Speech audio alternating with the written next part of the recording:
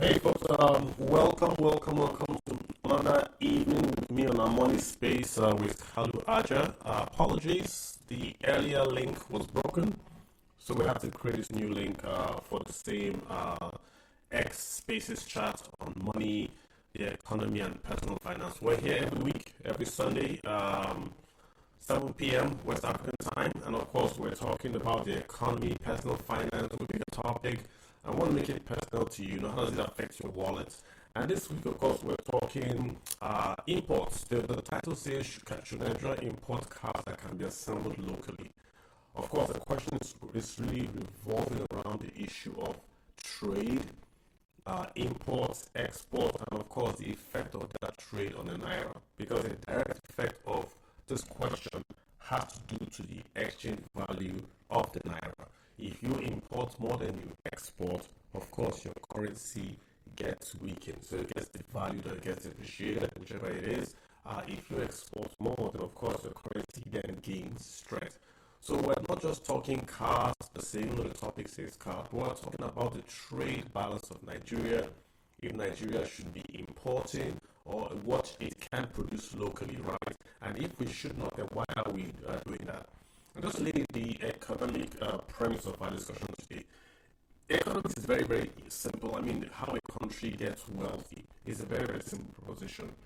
The more the country has net exports, that's net exports, the more the country gets wealthier. So net exports, of course, translate to mean that you are importing and you are exporting. But that you have a net export position means that you are earning more that you are spending to import those inputs. The largest importers in the world are the United States of America and China. The largest exporters in the world are United States of America and China. There's a reason why those two are both large importers and both large exporters. China imports inputs and exports finished goods. US exports finished goods and also imports finished goods. It doesn't matter if you're importing finished goods or exporting finished goods. All that matters is that the net to the nation has got to be positive on your side, i.e. on the export side, which means that you are earning. Dubai does a lot of imports and exports. But Dubai, Saudi Arabia, Qatar, those are economies that you don't really look at as a benchmark because these are resource-rich nations that can afford to peg their currency and not have any adverse effect, right? But for a nation like Nigeria, like China, like Ghana, like Brazil, all those other nations, you've got to run an economy where you can have net exports because net exports give you the wealth that you can then plow back into your economy and then grow the economy. That's the position. So the question is now, is Nigeria having a net export position or a net import position? If you look at just trade alone, i.e. we're exporting crude oil, we're importing PMS, just the trade alone, Nigeria has maintained a positive trade balance for a very, very long time, which means that we are exporting more physical items. We export more petrol, more crude oil. We export more agricultural produce, say cocoa and cashew nuts, than we import these products. The problem is when you look at the invisible trade, things like paying school fees, things like going abroad to do healthcare. Those are invisibles, i.e. there's nothing physical coming to the border or leaving the border. When you look at those invisibles, that's when you see the real damage that has been caused to the Nigerian economy. Because we are negative on that number by a huge mile. It's like 17 trillion, it's like maybe 4 trillion. It's negative to a huge mile. So Nigeria makes all this money from the exports of crude oil. If you compare it to the imports that we do on trade, we make a lot of money, but then we turn around and then we import healthcare, education. Those two items, those are the invisibles that we do a lot of imports on, and it just wipes away whatever exports or net export profit that we make. And that's why the Naira keeps on going lower. Even if you ignore the fact that we're not pumping enough crude oil out, just looking at the demand on the Naira, the folks going to school abroad and going to medical care abroad, that's just a lot of pressure on the Naira. and Naira cannot cope with all that pressure. So the Naira has got to be made expensive to reduce the demand for Nigerians in Nigeria trying to get the dollars to spend on this quote-unquote import of healthcare and medical care. That's really the problem. So we then come to our question. The way an economy gets rich is to say we're going to pick those items that we normally import and we'll do what's called import substitution. So we substitute a local product for an imported product. Nigeria did it with cement. Before we had the great cement substitution plan, when our policy was called back then by President Basanjo, Nigeria imported a lot of cement. Fully bagged cement, retail bagged cement, bulk cement, it didn't matter. Nigeria imported a lot of cement. If you go back in time, there was something called the cement armada. When Nigeria was developing so fast, we were importing a lot of cement that the ships lined up to offload in the Lagos ports for miles into the sea. The so-called cement armada. We had lots of demand, very, very few ports. So we did a lot of cement imports. President Basanjo came and said, listen, I'm going to pass a policy. If you can build cement factories in-house, I will ban the import of bulk cement. The idea being, of course, instead of importing, do backward integration, expand your factories, start to do cement locally so that we spend less on cement. The long and short is that many folks took that policy seriously. Mr. Dangote, before this policy, Dangote was an importer of rice and sugar. That was it. He was a rich guy, but not the richest guy even in Nigeria by a mile.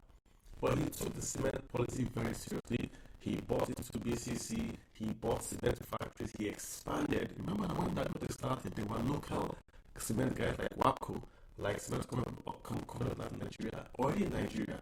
They did not expand as fast as Dangote. Dangote ran with that policy and he built his wealth. This wealth that is not the richest African was built from cement, from import substitution. Today we can argue that Nigeria has quote unquote cut out the imports of cement. We can argue about the pricing of the retail cement, but as a policy or as a part of the economy, Nigeria is a net exporter now of cement from being a net importer of cement. And whenever we want to argue that Dangote has contributed more to paying taxes locally, he has employed people, he has increased the capacity utilization of the Nigerian stock market. If you look at the industrial subsector, Dangote and Boa Cement alone caused that industry sector to now become a positive contributor to stock market returns. Just those two companies. Nigeria in 2022, I believe, had the best performing stock market in the entire world. I think it was 2020 or 22. Nigeria had the best performing stock market in the entire world. And that was driven solely by Dangote. Buying back shares of Dangote, pushing up the price. Dangote Cement is the largest quoted stock in Nigerian stock exchange. And all this came about because we did import substitution.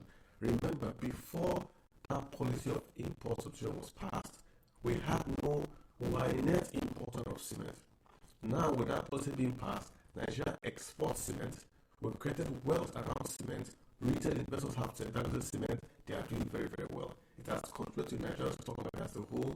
They are doing very, very well. The state that the cement is in has earned a lot of taxes and all. So you can see the effect of policy and action and wealth creation. So now let's go to cars. If you follow the policy on cars, there's been an automotive policy, and I'm going to give you the exact name, right? So in 2023, Nigeria passed the Nigerian Automotive Industrial Development Plan. This is the plan for automotive sector in Nigeria that basically says this is how we want to approach the automotive subsector. Before this plan, if you have been following Nigeria and the work of Mr. Aganga, the former Minister of Commerce, he did a ton of work around the issue of local siting of industries in Nigeria, especially with the car sectors. They passed this policy back then that if you imported CKD, you did not pay duty. So if you imported completely knocked down or semi-knocked down vehicles into Nigeria, you did not pay duty. But if you imported the full car, you paid duty. So what was the point? That meant that companies like Ford, that were owned, the local franchise of Ford in Nigeria was owned by Coscharis. All Coscharis have to do is to set up an assembly plant in Nigeria. then import the same cars CKD into Nigeria. So it's the same Ford pickup, but when he brings it into Nigeria, because he's assembled in Nigeria, he pays no duty at the port. What does Nigeria gain? Nigeria loses the duty at the port, but construction has got to hire local workers to assemble that CKD factory, that truck in Nigeria. The construction has got to pay power, it's got to pay water, it's got to pay salaries for the workers that will assemble that car in Nigeria. It's got to pay taxes, of course. So that commerce built around the CKD is what Nigeria was targeting. And it was hugely successful. It was because of that policy that you saw Toyota, you saw Kia, you saw Hyundai, you saw Volkswagen, you saw all those companies recreate their local assembly factories in Nigeria. If you're not aware, Nigeria has a ton of local assembly of cars in Nigeria that bring in CKD because the duty is zero, and are able to then couple those vans and trucks in Nigeria for use in Nigeria. So we capture the value locally, and because we want to do that capturing locally, we've created local jobs, and you can argue we've created local commerce around that. In Nigeria, we have, I would say, lots of local car manufacturers, but Nord and Innocent stand out as Nigerian grown, homemade grown models. We have Pan. Peugeot of Nigeria has been in Nigeria for a long time, right? But Pan is from France, right? So even though it is local, it's in Kaduna, they've had their roots in Nigeria for a very long time, they have an assembly plant and all that. Nord, Innocent are locally created, locally owned, started from Nigeria, employed in Nigeria, they are only based in Nigeria. So they have a special status, if you want to call that, in Nigeria. So that brings us now to our question. If it works with cement, when we passed the policy that said you cannot import cement into Nigeria. You have to build a factory in Nigeria, make the cement in Nigeria, and Nigeria will reciprocate by blocking the borders to cement imports. So we block the borders, but if you are local, you can make your cement and export. It has worked with cement. So you now have the largest companies in the stock exchange are Bua and Dangote. Cement, it has worked. They employ thousands of Nigerians, pay thousands in duty. We also have the same policy in cars, where we say if you import CKD into Nigeria, you pay no duty. CKD, you pay no import duty, you pay no VAT, you pay no import levy if you import it into Nigeria. The only time you pay is on trucks. You pay an import duty of 10% on trucks if you bring in trucks. I don't know why, but if you bring in trucks, you pay zero. On gas power, you pay nothing. But if you bring it in fully built, you pay 20% import duty. That's on all those cars across the board, right? And for trucks, you also pay an import levy. So for vehicles 4 years and older, you pay an import levy of 15% plus an import duty of 20%. That's what you pay. So the Nigeria has passed the policy. In cement it worked. In cars we also have a policy. So why have car imports, the local substitution of car import, not worked as well as the cement industry has worked? We would argue that okay, Nigeria will have limestone and be gypsum and just need the power to make cement. But that's not the point. The point is other nations have done this. Indonesia did this with their car sector. Korea did this with their car sector. Even Japan, you can argue, did this with their car sector. They didn't ban imports, but they put a very, very high tariff on imports of foreign cars. The same that Nigeria has done. So what is the problem? Why is Nigeria not maximizing the manufacturing base to make cars in Nigeria? Remember, if you go back to the years in 1960, 1970, Nigeria was a massive manufacturer of cars. You had Range Rover, you had Leland, you had Volkswagen. Go to Lagos. There's a massive Volkswagen plant in Lagos. Leland in Ibadan, Mercedes-Benz in Enugu, Anako is right there. So Mercedes-Benz was Nigeria, Volkswagen was in Nigeria, Peugeot was in Nigeria. All these companies were in Nigeria. So what happened? We passed lots of policies and they left. So these policies just to bring them back into the country. You say, hey, if you come back, we can allow you to make cars in Nigeria. We have the Chinese companies also that can make cars cheaper and all that. So why are they not taking advantage? Well, the answer is very simple. Because the Nigerian government is not patronizing, or should we say, it's not keeping to its own policy. If we have gone the route to pass these good policies, then the Nigerian government, as the largest buyer, should patronize. Yes, the Nigerian government is buying innocent cars, they are buying Nord cars, but why stop? Why not continue to buy? Why not going to mandate that any government agency that is spending on automobiles must buy an assembled in Nigeria automobile? It doesn't have to be Nord, it doesn't have to be innocent, it just has to be assembled locally. That means if the National Assembly wants to buy SUVs, they can say, well, we're going to buy your SUVs, but assemble the Lexus SUVs in Nigeria. Same with the customs, we're going to buy your SUVs, we're going to buy 200 SUVs, will going to cost about 21 billion, but you have to assemble locally. This is what South Africa did. During COVID, South Africa has a massive deficit in manufacturing output because of COVID.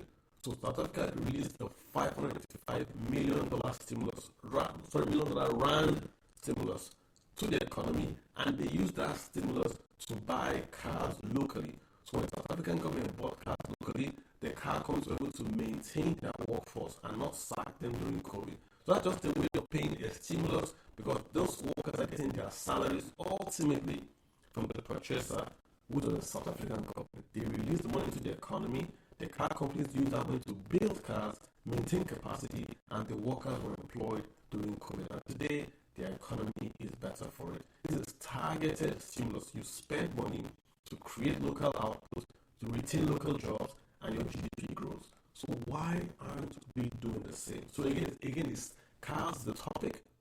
We're talking across the board. Why is the national government not mandating the purchase of anything that can be done locally, mandating that locally, so that we grow the local economy, create jobs locally, even help the Naira? That's the pathway to wealth, which is why we want to talk about it today. So again, guys, that's my data point. I will try to release more as we go along. But again, I want to hear from you guys. Like, what is your experience? What are we doing wrong? Do you think can be done better? DMs are open. Request to speak. Let's talk about it. Should we import not just cars, but anything? If anything can be produced locally, should we have that policy to say anything we can grow locally? Rice, cars, cocoa, chocolates, anything that can be grown locally, even schools, even healthcare. Why should we insist that it is imported? I agree, import may have a better quality, but how do you get the quality up if you do not patronize local ones? So it's your call, guys. I've got the DMs. I'm going to go to them very soon. Joel Apple, the first guy. What's on your mind, sir? Let me go to Jim. Yeah. Thank you very much. Mr. Kalu. I so much appreciate. I just joined your listening today, your space today, and I so much appreciate the force that came out from your mind. Thank you very much for what you do on Twitter and for educating everybody else when it comes to financial matters. I think my point is just very straightforward. I think you said everything. Anybody trying to disagree with anything you said is just trying to pay a joke. Because the matter of the fact is the government is the largest employer of labor in any country. The government controls where the economy is. So anything in government and organizations, companies coming to Nigeria that wants to come to Nigeria, the first thing they look at for is what is the Nigerian government actually doing? What is their policy towards this? Now, at the moment, it is very difficult for any organization, any company to come and say you want to come and invest in Nigeria as a country. And the reason why is because of the fact that the policy changes. And even the policy changes, they don't make sense.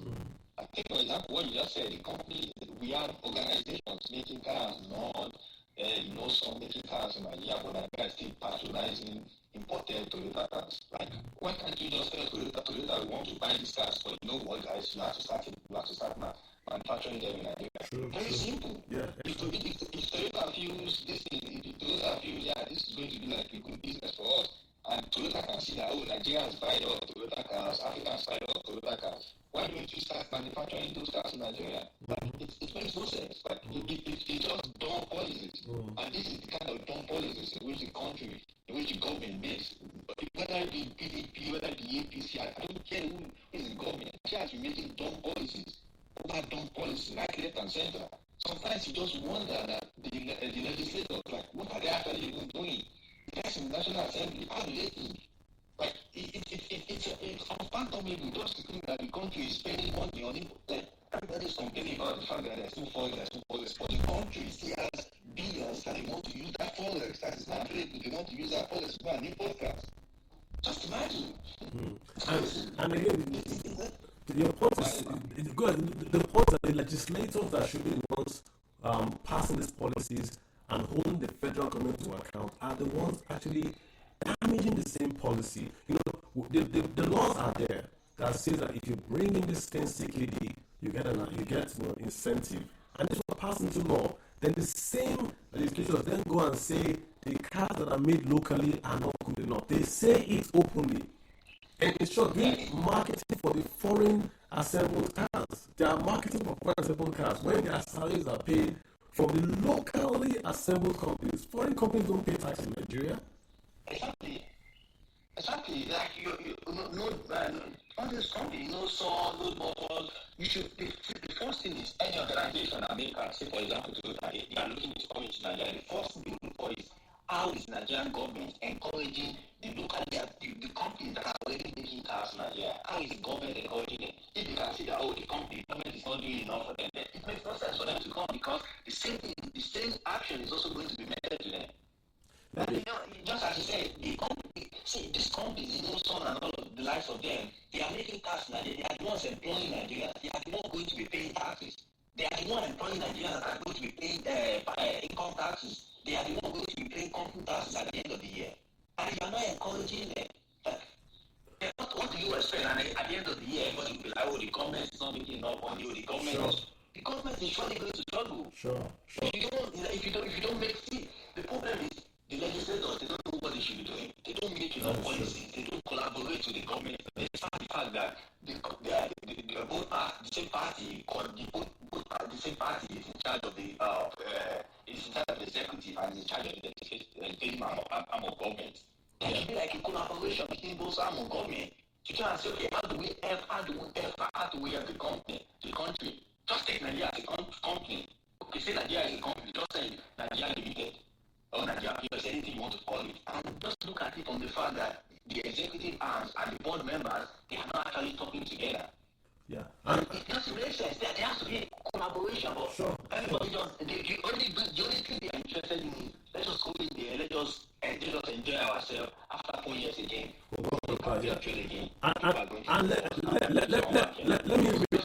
Let me read this to you, right? There was an executive order. The number of the executive order is called 003. Executive order 003. Let me read to you what that order says. Just follow with me. Number one,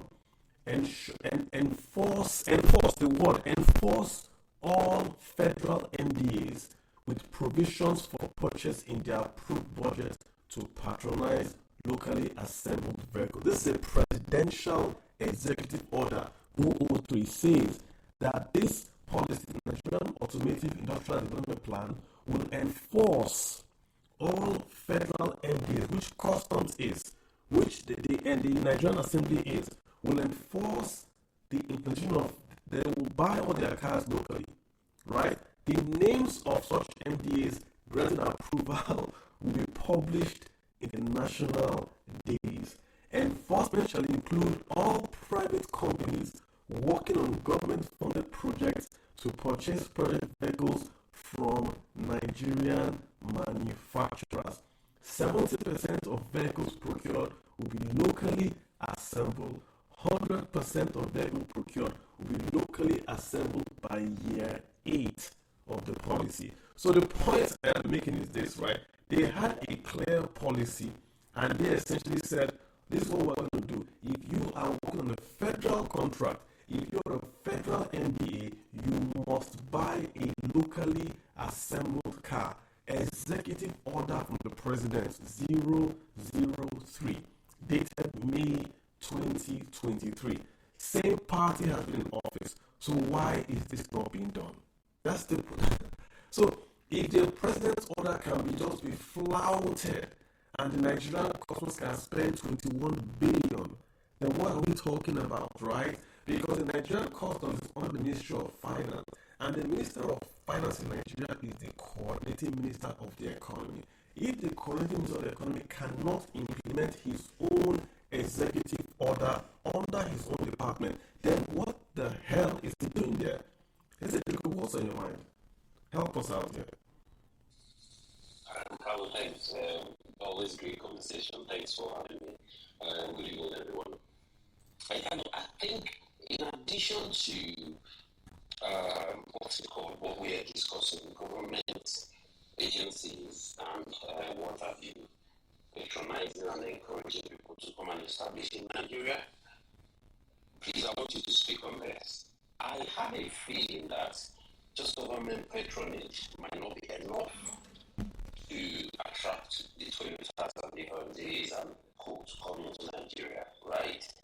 Because they will look at running costs, they will look at first of all competition, they will have to compete with other people, but they will look at running costs. We don't have power, we don't have good roads, we struggle with security. I think having feeling that those elements is what they will consider more. Then crowning that or to top it up is the fact that Nigerians don't have purchasing power. I can't remember the last time I saw an average Nigerian bought a new car, a brand new car, not Tokumbo. So the only people that buy brand new cars are celebrities, banks, oil companies, and obviously government agencies. But these guys should be looking at the vast majority of Nigerians and looking at what is their purchasing power. So do you think that in addition, do you think that only government agencies patronage is good enough to get Toyota or Jaguar to come into Nigeria? Do you think that, because I'm looking at it, that the running cost, power, security, road, I don't want to look at other little materials, and also, most importantly, purchasing power of the majority of Nigerians might just be contributing. What do you think? Let's just look at raw figures. Without even to just raw figures. How many banks do you have in Nigeria? You've got 25, right? 25 banks in Nigeria. I would say without any error that all those banks across Nigeria, even if they're buying brand new cars, just 2 brand new cars per state. So 25 multiplied by 2 multiplied by 36. What's that answer? 25. Let me do it on my calculator. Let's do it together. This is just banks alone. No? Banks alone. If we do 25 multiplied by 2 multiplied by 36, that's 1,800. If you are only buying 100 cars per bank, we know banks buy more than that. But more than that. So banks alone, as just those banks alone, will give you anywhere from 5,000 to 10,000 cars. And in 2022, 10,000 cars were manufactured in Nigeria. 10,000 were assembled in Nigeria. According to what I'm reading here, 10,000, of course, were assembled to use in Nigeria or exported, but 10,000. So if you then add police, customs, all the states that buy cars for operation this, operation that, you add oil companies, you add trucks, you add this, you add that, you are looking anywhere north of 50,000 to 100,000 bought by banks, the state governments, the federal governments, not even individuals, not the private individuals, just those institutions buying. Those cars are imported today. They are all imported today. So if you had a local assembly today and you said, we're going to buy the same cars, but simply make them locally, what would you have? You then have a situation where, like we used to see in the past, we used to go for trade fair. You see made in Nigeria Peugeot, and they built a frame of a Peugeot, and they were adding the local inputs of that Peugeot. And if you remember when we used to go for trade fair when we were kids, you see that car being built, Nigerian radiator, Nigerian glass, because Nigeria makes glasses, we make radiators, we make all this locally. That's what you have to see from those years to this year. The problem is that we have refused to build on what we had. Remember what I said? In the 1960s and 1970s, Nigeria was a huge manufacturer of cars. Huge. The largest economy in Africa. Our budget for this year is massive. In that budget, what you see, buy Toyota, buy Hayat, buy this. It's always there. We always buy cars. So the money is there. And even if Nord and Innocent are the only guys that you give, if you give them 10 billion every year, we have the Nord guy here on the space. We have the Nord MD on the space here with us. The Nord MD said he buys this press. There's this press he uses to press the bottom of the steel. He said if he gets that press alone, the cost of his cars will fall considerably because he's buying those things already pressed abroad. That's what he's importing. So if Nord knew every year the government's going to purchase 10 billion naira from him every year, he will go to the bank and say, oh, I'm getting 10 billion in sales every year. I would like to borrow 5 billion or so billion from you to import this press. That's what we're talking about, is it? We've got to link it through, and once we do that, you start the process. No car company started today and was successful. Look at the Koreans, look at the Japanese. Have you seen the Toyota, the first Toyotas? You wouldn't drive it. But look at it today. Yeah, I agree with you. I just wanted you to talk about, the day the Nord guy came, I was also on the space, I think he was talking about steel. Correct, steel press and all You that. said something, you asked me a question, what about the actual Kuta and somewhere in Kaduna in the north or something? He said that they don't do flat press. Correct. They do what I want, but they don't do flat press. When I was here. Precisely. And so if Nord was getting 10% of the 21 billion that is going, that's how much is that? That's 20 million. If he was getting that contract today, and it's a country that wants to create jobs and has a policy that says that all federal MDAs must buy locally assembled cars, not just the policy, an executive order from the president of Nigeria, executive order 003. It's right there. Labi, what's on your mind? Labi. Yeah, thanks, Carlo. Good evening, everyone. So, I would say I really agree with what Eze just mentioned as regards to the purchasing power of Nigerians to buy a car. Firstly, looking at setting up a car business, I think Nigeria does not really have, from a business case point of view, it's not really a market that's, if you look at it now to 5 years, there's a going concern issue. And also another thing I want to talk about is the structural problem. How many people can afford to buy new cars, and also there is no access to credit facilities that you can buy and you can pay little by little. In the West, that's what people kind of enjoy. Then lastly, I want to talk about Nigerian preference for foreign brands. Like before people even consider buying the likes of Nords. If they see a Toyota brand, they'll go for that first before. So from that angle as well, I don't think it's really a viable business. Doing setting up a car business in Nigeria. No, I think Eze's point is correct. The Nigerian purchasing power is very, very low. And remember, these cars are imported. We're not debating that point, but I'm saying that, in any business, you need, let's say you open up a restaurant today, who are your first customers? Your friends and family. Any business you open up, it is your friends and family that are your first customers. It's in business terminology. If you go and try to pitch, what will they ask you? What have you sold? What have you invested? What is your equity in this business? They want to know your friends and family that have first of all purchased from you. So when companies want to come to Nigeria, they will ask you, where is the government buying? Because they are chasing the government money. If Nigerian government is buying cars, look at Morocco. They do a lot of cars for export. Go to America, you will not see any police car that is not Ford or Chrysler or GM. You won't see any police car or anything that is not assembled in America. So, irrespective of the cost, it's a subsidy. It doesn't mean that an innocent car is as good as a Toyota Lexus. But the government is set up to subsidize and to support. It's not a business venture. So we should give we should have a policy, and we already have a policy.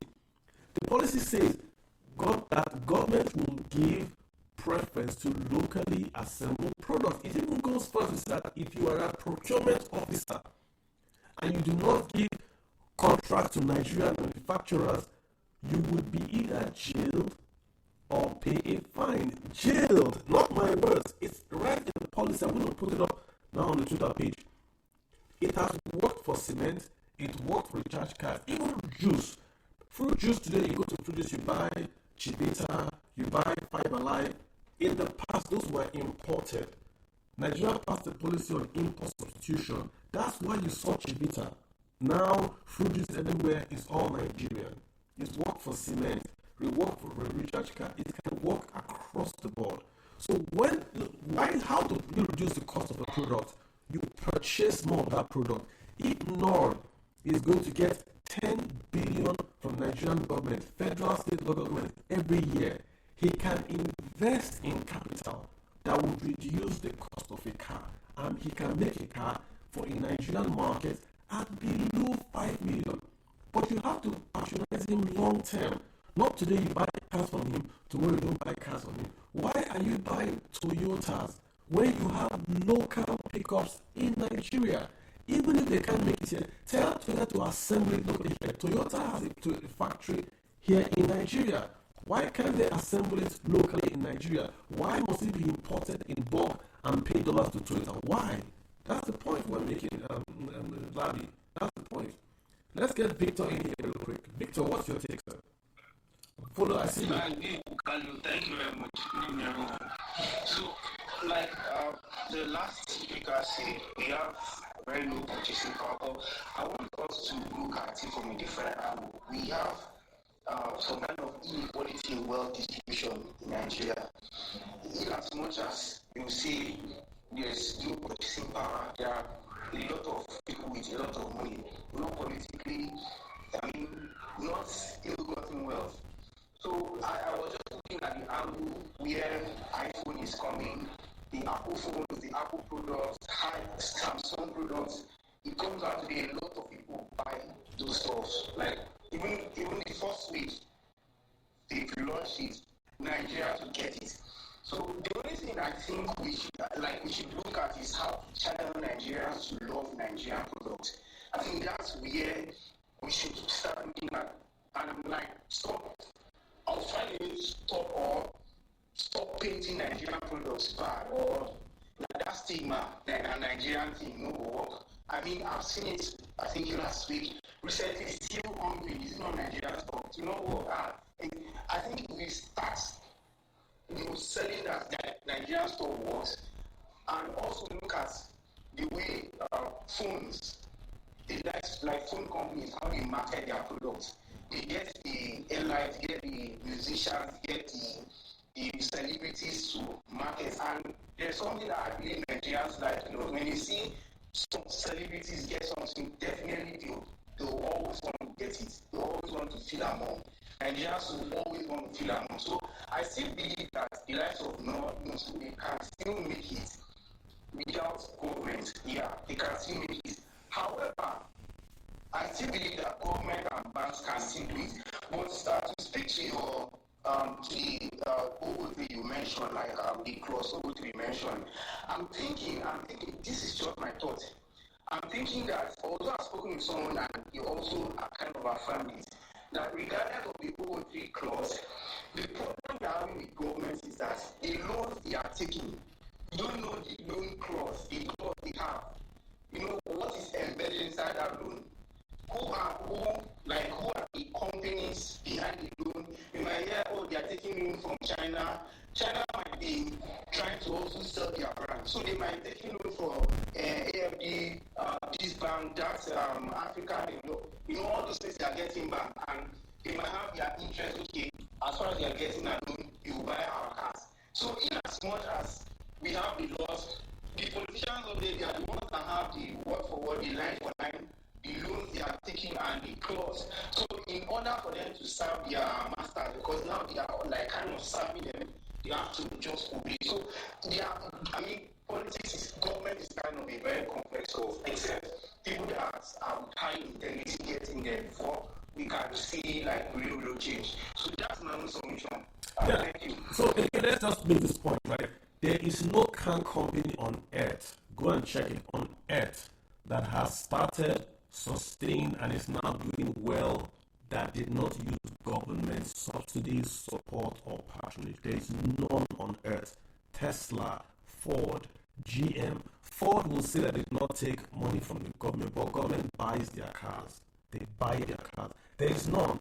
The Toyota got its start from making military vehicles for the Japanese army. So they grew with government contract. There is none. Indonesia, Turkey, go any Mercedes-Benz. Remember what they were doing? BMW were making aeroplanes for the German Air Force. Then they got banned. Then they faced and started to make cars. There is no car company on earth because cars are expensive to make, and you invest to make them, and you get your money back as you sell. So you need government support to guarantee that they're going to keep on getting revenues so that you can invest in capital projects. Again, if you just make an order to Innocent or not, you give them 1 billion order. Yes, that is good. But what those two car companies need is a consistent order from the federal, state, or local government that says every year we're going to get at least 5 billion. Once they can get this level of certainty, they can invest in capital equipment. When the North guy was here, like Ezekiel commented, he said steel, he imports the steel, he needs to press it. The machine to press the steel, if he brings it in, that's a cost to him, and he does not get the business to keep on pressing and selling. He makes a loss. They won't get money to fund banks anymore. So if he tells him now, hey, Mr. Nord, we're going to give you a contract from Nigerian Customs. It's going to be for over 10 years. It's going to be every year you give us 20 cars. That's about 2 billion a year. Oh, so the man is going to make 20 billion over 10 years. But every year, 2 billion. That's a minute 2 billion. 2 billion is a minute rounding error to the Nigerian budget. Nord will take that 2 billion. He will run with it. Come back to him in 10 years, he has moved ahead. This is the point we're making. Mr. Fuller, what's your point, sir? Mr. Fuller, thanks for joining here. Thank you so much for having me, Kalu. I'm kind of curious what happened to your previous account. I lost my password to get in. That's what happened. So it's still there, but I can't get in. I lost my Okay. Maybe you can reach out to the expert support or something. It doesn't exist. Elon Musk fired all the humans. So when you write, a computer responds back to you. It's a loop. Twitter has no humans working for them anymore. It's astonishing. I found that out. So if you are on Twitter, please get your password, write them somewhere safe. If you do two-factor authentication, write it down somewhere and make sure you have a way to get back in if you lose your password. It's a very, very simple thing. I lost my password. They want me to use the phone that I used to create the Twitter account to log back in. The phone is long gone. And they don't have any human you can touch. You write to them, a computer responds to you. So Twitter has no customer service. Keep that in mind. I was a paying member. I'm a blue team member on that line. Twitter pays me when I post. So imagine it's their irony. They are paying me, but they are asking me to verify who I am. But Twitter is paying me. They need to pay me every month to post. But they are now telling me to verify who I am. It's nonsense. But Paula, please go ahead. Yeah, thank you so much for having me. I think it's a very interesting conversation, and I'm also of the opinion that government should prioritize, stimulating certain industries. But like you mentioned, there are some sectors, some industries that require huge capital, and then when you see people getting interested in that sector, regardless of the cost, they need government support. And, we see that with the cement industry, like you mentioned, and other industries like that. But I also want to believe that we're not talking about restricting, import of foreign vehicles, because most of the time, some of these policies, because they are so, driven by certain sentiment of, made in Nigeria, whatnot, they always end up having to restrict imports. And what happens is that they monopolize domestic sectors which don't have the capacity or the what they call economic scale, to produce at large quantities of supply to those who need, and then price goes up. So that is also a side of it that I think we should also consider. So while we're talking about stimulating certain sector by using subsidies, and I also think it's a very fine idea about the fact of mandating government officials, which is in this case they get to have a lot of money, spend on all these foreign cars and putting more pressure on FS and whatnot. But I think that's a good side of it, even if it's just the executive side part, because the locally produced cars also are expensive. We have to put that in considerations, and also the fact that when they import one of these parts, they are also expensive. Importing them is also part of importation. So what I think is that why we should champion or should advocate for government stimulating certain sectors by putting certain capital, and also there's also other structural approach to it. I think the government should be looking into creating ease of environment, creating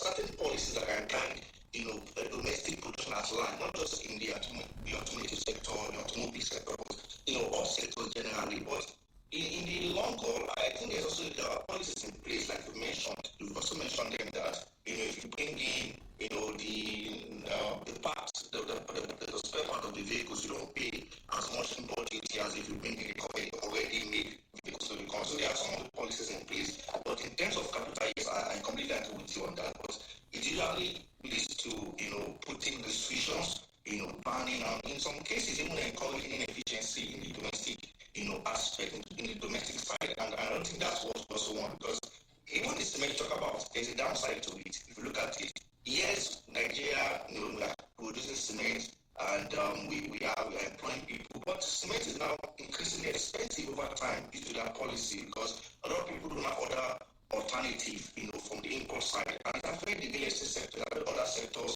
that need that particular critical commodity to facilitate sectors. So I think it has its downside. It's all about should be there.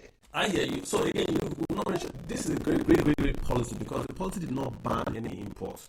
If you want to import a Bentley or a Toyota, it didn't ban it. All they did was to reduce or eliminate the import duty if you are bringing in cars to import locally. So the way it was, they let it alone. But they said if you want to create jobs in Nigeria, we will give you an incentive. That's what they've done. So you can import your Toyota SUV. That's fine.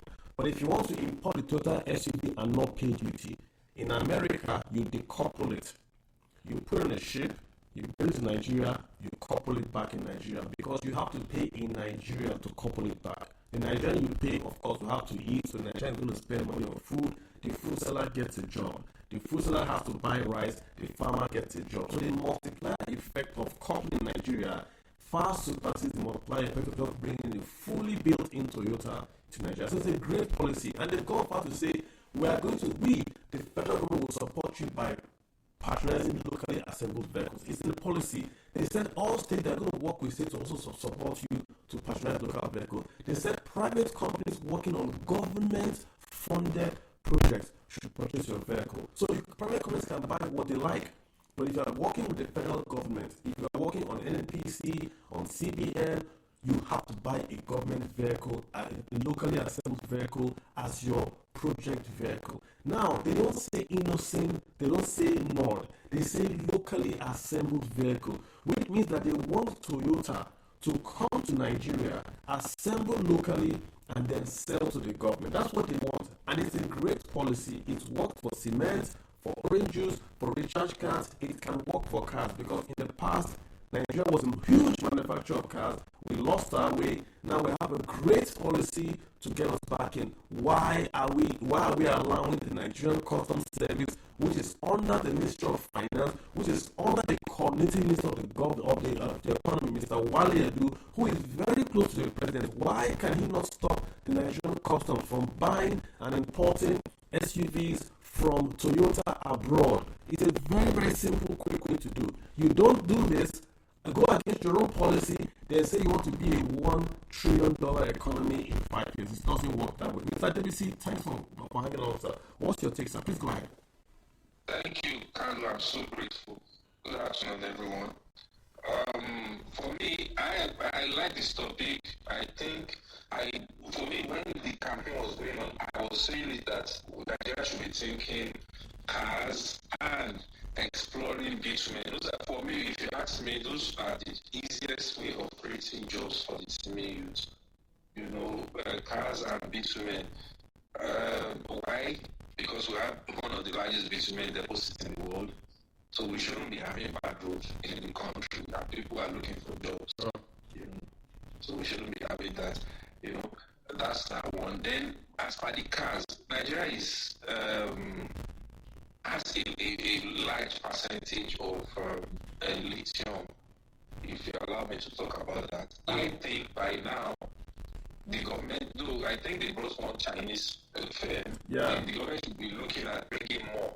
Where I live here in Quebec is a provincial governor, the provincial premier, that's what they call it, that goes out and look for those businesses. So it brings them very often, because I follow the news, at least, not to exaggerate, I think in the last 1 year, it brought about 3 different lithium factories to be set up in Quebec here. So we should be desperate about it. We should not lose out. We should not let people be looking elsewhere. Maybe our neighbor will not have lithium, then the Chinese or whoever will not go there, and then we will just hang in. No. So we should be deliberate about our lithium policy.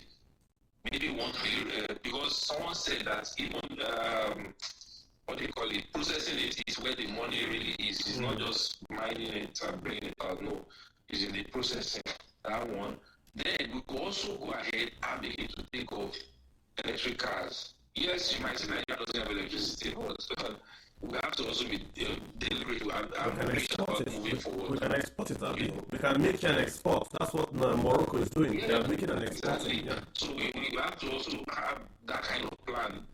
But I don't know what Elon Musk is going to do in Indonesia, but if Indonesia gets an electric vehicle manufacturing plant before Nigeria, I think that's not too good. So we should have some deliberate plan to get some of these people, investors, to come to Nigeria and see the market here. That's that. Then, what previous government under President Buhari had a very strong policy of buying local. So let's be very clear of that, because I recall that Innocent commended Buhari that he's done a lot in terms of buying local from him, especially the military gets a lot of innocent vehicles from him, And there's also one factory in Nigeria, I forgot the name I was trying to remember. Prussia. They make military vehicles too. I think those ones too are also expanding. But whichever way, I think a lot of jobs can be created, to be honest, from our car industry in Nigeria, if we are very deliberate about it. We can even just look at maybe FRS. Maybe the FRS doesn't need a heavy duty vehicle so much. Okay, FRS will be buying permanently from local manufacturers and all of those, so I take it from there.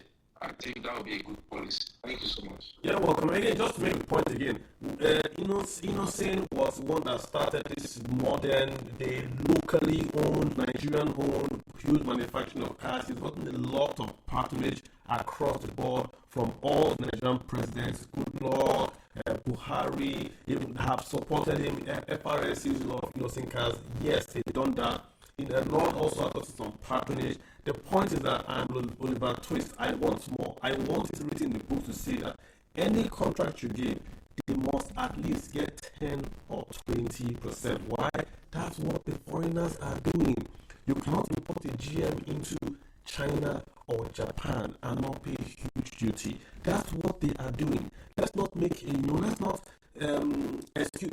They are buying more and more and more and more cars. So they must patronize our local guys. Go ahead. Yeah. Sorry, I just wanted to chime in. Sorry, just say it too. I will not. Okay. I wanted to also support the point as regards that there is no country in the world that doesn't get support of the government To be honest, even America, that is very advanced. Their car industry is very, very advanced. When they are in crisis mode, the government always comes to their aid. It always, because it's people's jobs and it's generational, transgenerational jobs. Some of those factories are located in places that forefathers have been working, and so you don't want those kind of factories to go out. That is very true. I mean, again, we need. It's not a question of we need government patronage because it's our tax money, and it's not going to innocent. Any car innocent is making or not is making, the multiplier effect. Their workers are paying payee. Their workers are buying from the market. Farmers are getting paid. Children are going to go to school because the government is patronizing one or two companies. Again, the policy has not said Nigerian. It has said if you are assembling locally. So all customs has to do is to tell Toyota, we will buy your Toyota, that's fine, but come locally and assemble that factory. Toyota can go to Innocent's factory or not factory and assemble. Companies do that and then pay them a fee to assemble. That's not a problem. But we can't be taking the scarce foreign reserves and taking it abroad to buy. That's the point we are making. I'm just run the room. Chinedu, you've got to put in floor. Thanks, my JVC. I appreciate you, sir. Chinedu, please go ahead. All right, thank you, Carmen. Well, I think you said most of the things. What I want to say is this. Most times we don't understand how supporting local industries will help to grow our economy. Like we are saying, if we are giving enough support to innocent, to Lord, that they have to begin to press some of these there, get what they need locally. This thing has ripple effects. The more money you give them, they will expand and they will employ more people. It seems that what the government of the day is interested in Nigeria is taxing. We are not really interested in expanding the economy so that more people get employed, because when you have more people employed, have source of income, it reduces the pressure on the economy. Then again, people continue to say that the purchasing power of Nigerians, we can't buy new cars. But we see that politicians, big guys, are buying new cars. Guys in the entertainment industries are buying new cars. Why can't we just... I've talked about Nigeria so much. I've believed that this country will get better, that one day somebody will become a better leader, but it seems not to be coming. Now, what I do tell people is that we've gotten to a point where we do what an American president said. Don't think of what America will do for you, but what you can do for America. Let's start from that basic level and begin to invest in businesses. Perhaps Nigerians that are wealthy, sorry that I'm deviating a little bit, make so much money abroad, they come into the country. What they're interested in is building hostels, building hotels. Instead of building pure water factories, and no matter how little those factories are, we grow. So my point is this: in as much as we keep on pressuring the government or saying that there is need for them to do this, this is the way to go. But then, at individual levels, we should be able to patronize these guys. And again, I will advise, I don't know if the North guy is also here, these companies, local manufacturers need to get their branding right. Like Innocent are trying to improve at the moment. It was so bad before that. And again, I think they should also look at the economy and begin to produce something. I think Innocent did something like that when he was bidding on Keke Napep. He was able to couple something that will fit into the economy, what an average Nigerian can afford. If we can bring those things into manufacturing, things like Korobe buses, those small buses, and vehicles that can be more affordable rather than those luxurious ones, so that even Nigerians, the middle class, can be able to. But then those who have the money, people will just import Rolls Royce and use it in videos, and I don't know if they're trying to intimidate others. let's buy I mean, Chedu, that way we'll be able to grow our economy. so Chedu, And it will have a ripple effect. yeah, good point. And I just for put together the point, we're not against imports, we're not against people buying Rolls Royce. If you have the money, splurge. You've made the money, go ahead, knock yourself out.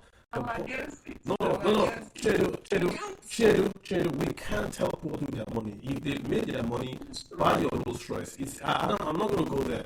The point is that is this, right?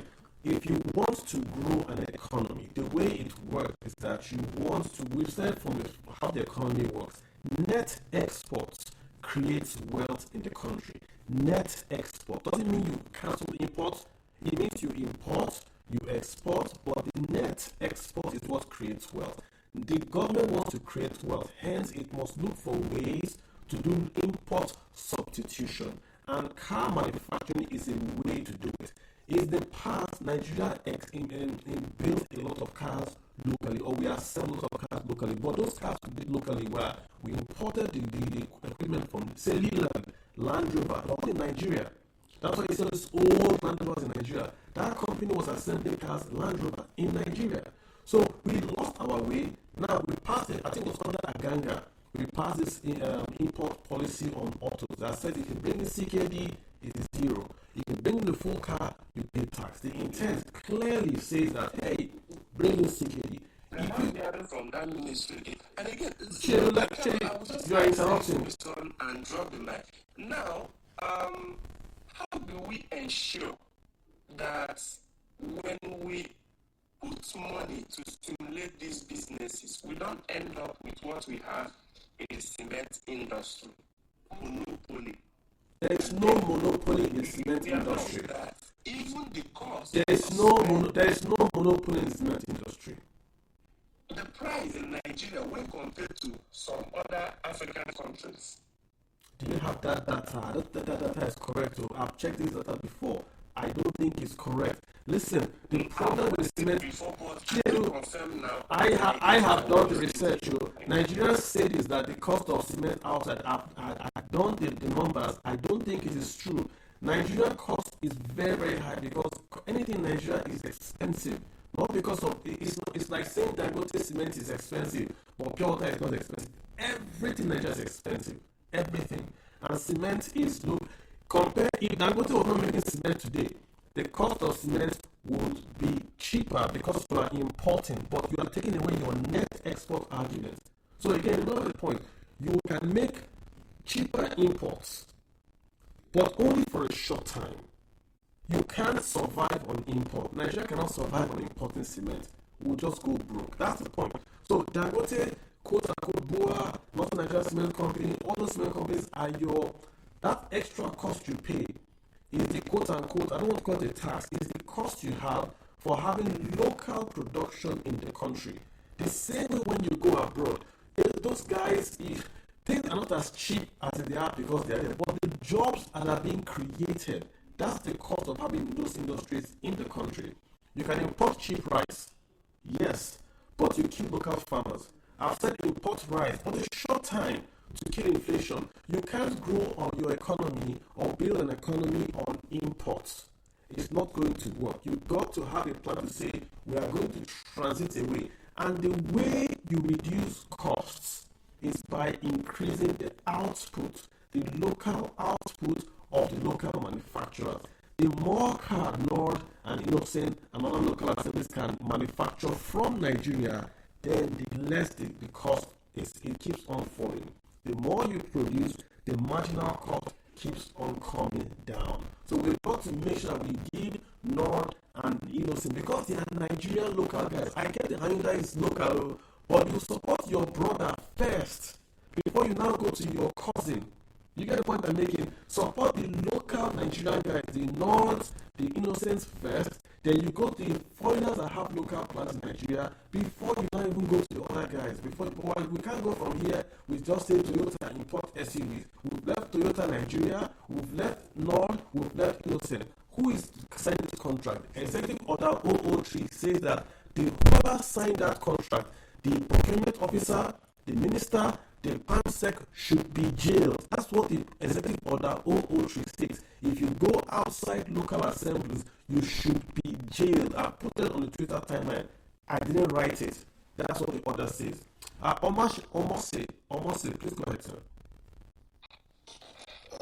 Thank you, Mr. Kalu. So, the auto industry is very complex, and it's rightly so. It's very sophisticated, and today there's ongoing competition between the US and China because of the auto industry. The US is trying to protect it, and rightly so, equally. But if you take it to, of course, our own local context here, we'll find some very troubling situation because I think the question should be why does our local manufacturers have to rely so much on government purchases? And you can just easily tell. Last year, I think I contacted vehicle, I think it is the car is there about, it was 18.9 million naira, and 18.9 million naira for a brand new vehicle. It's way priced above the Nigerian middle class. It's unaffordable, basically unaffordable, and that's why you see that they are usually in touch with government for government purchases because the average Nigerian will not be able to afford it. And that brings the solution, which is financing. No, the auto industry cannot perform without auto financing. In the US, I think there's over 80% of vehicles are financed one way or the other. And in many countries, without auto financing, you basically have no auto industry. People who can't easily afford that out of their paycheck, even if they save for a year or 2 years. And so it's spread over a long period of time, and where, of course, they can pay back. But Nigeria, I don't think Nigeria has a robust auto financing structure. And do it may exist, I don't know, but I don't think we do. This situation is not peculiar to us. I believe there was an interview of Museveni that I watched a particular time, the president for Uganda, and he was saying that he talked to Toyota because they make all their purchases, but 95% of the purchases they buy from Toyota, I believe. And he said that Toyota must have to have an assembly plant at least before they would make purchases for the following year. And it was totally unreasonable because it didn't make any sense. Because annually, Uganda makes purchases of 1,500 vehicles annually. And 95% of those purchases are from the government, so that's why Museveni was talking about it. But the issue is that Toyota sells or targets to sell over 10 million vehicles annually. There's no business case for the establishment of even an assembly plant. The best way is to import vehicles to Uganda. And so what purchases would Uganda guarantee for such plants is going to be strictly a loss-making venture. But the best case in Africa is South Africa. South Africa has sells about over 350,000 vehicles every year, and of which government purchases about 11,000 vehicles. And so you see that it's targeted towards the retail side. That's where you find juice. That's where you find the base case for your auto industry. And so South Africa has Volkswagen assembly there. There's Mercedes, there's BMW assembly in South Africa. And so there's also other countries there. But of course, Nigeria, majorly Nigeria imports used vehicles, and because of course the cost is the price way above what Nigeria could ever afford. And so the solution, I don't think the emphasis of the government making purchases enough for the auto industry. It's very sophisticated. I've listened to an interview of Rivian. I don't know if you know Rivian. The interview of Rivian, CEO of Rivian, and he was talking about how hard it was for him to get his auto company up and running. It's very difficult. There's collaborations that would make you collaborate with over 1,000 people, 1,000 vendors, I believe. And there's also Xiaomi released a vehicle recently, S7, and he had to collaborate with other three legacy automakers in China to have this happen. Apple pulled out of the auto industry because it was the vehicle at the end would have been too expensive for the regular people to buy. It's very expensive, very, very expensive. I think you made some great points. I think you made some great points there in the auto finance and the rest. Wonderful points. So, I think. So the essence is that I believe the auto companies in Nigeria need to work with the government to get a framework to prioritize auto finance because the target needs to leave the government and go to general public. vehicle, they buy used vehicles. So the price now needs to come down. And of course, they can only do this if they domesticate also technology, like foundries and pressing of vehicles, especially the steel industry. It has to be up and running to need to have a sustainable auto industry. And of course, the issue about Nigeria is not preferring legacy automakers. I don't think it exists because in many countries, people drive new vehicles every day. It's the comparative advantage I do, and that's the job of auto manufacturers to market their vehicles against a 10 years old vehicle. You can't compare the advantage to that. So I just think like this ball is to be played by the auto companies themselves, and federal government does not necessarily need to make purchases of their vehicles. There are greater stuff the government could do, like prioritizing auto financing and making policies that will help them domesticate technology, especially the steel industry.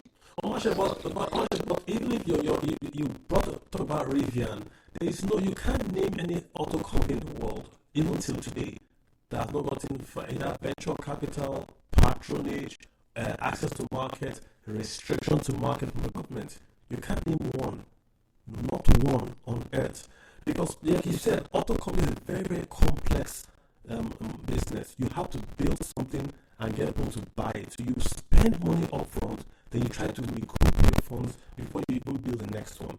So no company can survive that or without the import. In the past, Nigeria will simply ban, we're going to ban import, we're going to ban Mercedes-Benz. But they didn't ban in this case. They said, do what you want to do. If you are Mercedes-Benz, import or export what you want to do. But if you want the government to buy Mercedes-Benz, localize it, assemble it, they didn't even give you criteria. So all Mercedes-Benz has to do is to bring a car to Nigeria, put the tires in.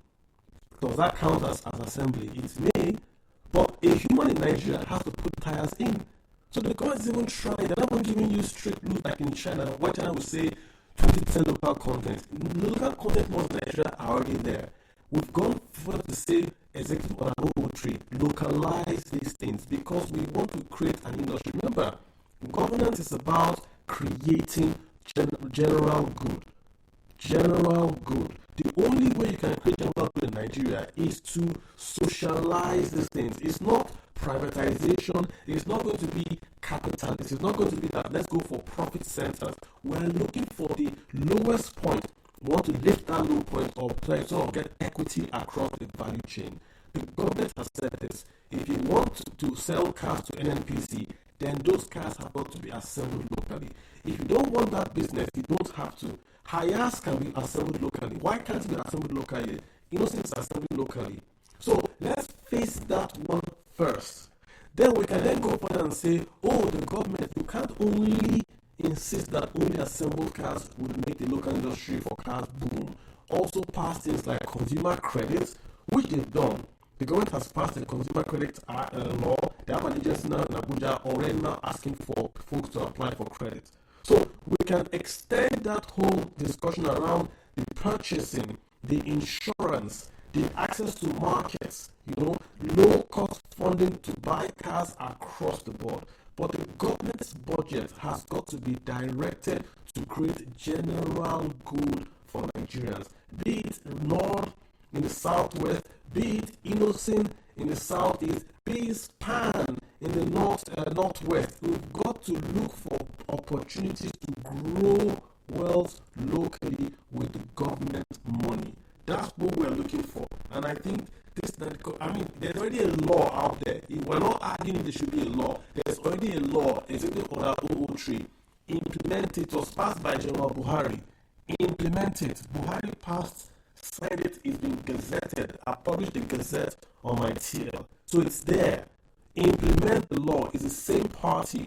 Mr. Buhari cannot say he wants to support local cars. He passed the gazette that still should support local cars. Then you come and increase tax and allow customs to import cars. Again, customs is under the coordinating minister of the economy, Mr. Wale Edu. Mr. Wale Edu understands economics. He knows the power of local import substitution. He wants to have a stronger naira. The CBN wants to have a stronger naira. You don't have a stronger naira by importing solely wholly built cars from Toyota or Japan. Even worse, there's Toyota Nigeria. Why not buy the cars from Toyota Nigeria? Let me yield to, I can't pronounce your name, sir. Sir X. Did I get that right? Sir. Okay. Yes, that's okay. Omashe, thank you very much. I appreciate the comment, Omashe. Yeah. Sir X, please. Okay, I just want to make a point about the automobile industry in Nigeria. Thanks to Northern ANOC for what they are doing. But my point is, I think maybe we are just to focus in the white collar kind of automobile in Nigeria. That's why most times when we discuss, we talk about the purchasing power of Nigeria. Because when these people produce this kind of 2024 car that they are using all over the world, it's kind of be too expensive for an average Nigeria or middle class Nigeria to purchase. How about maybe do something that is not this kind of 2024 flashy car that maybe they are using in other parts of the world that can meet the average Nigerian budget. I think some of all these functionalities that do come to this car are barely used in Nigeria, so it doesn't really matter. And another thing, I think we should drive towards industrialization. So these companies can make mini cars like mini truck, mini van that artisans or let's say farmers can purchase and can purchase that are not too expensive, that we aid their activities, maybe aid their farming process and all that things. And by so doing, maybe it will just be like cars that works within carrying their commodities from maybe farm to the market, maybe something like mini truck that you can use in farm during farming time and can also help to transport them to the city. And they don't need all this GPS and all this sophisticated technology in it to just cut down the cost. Then they can have a 10 years plan, 20 years plan to catch up with the world. They can, if you go to some countries, there are these minivans that artisans use. If you see carpenters, just people who do carpenters, they have their own kind of minivan that is customized to their own standard, where they have a ladder at the top, even painters, electricians.